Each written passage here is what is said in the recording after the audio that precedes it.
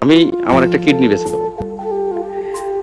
আল্লাহর অশেষ মেহেরবানি, কিডনির বাজার এখন খুব ভালো, ক্ষেত্র বিশেষে লাখ টাকা পাওয়া যায়। তোমার অর্থের এতই প্রয়োজন যে তুমি কিডনি বিক্রি করে দেবে?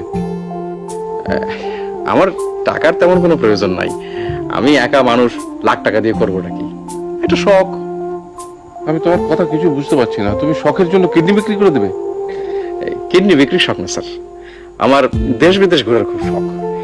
এই ধরেন স্যার, হাতের কাছে নেপাল, হিমালয় কন্যা, আহা কি শোভা!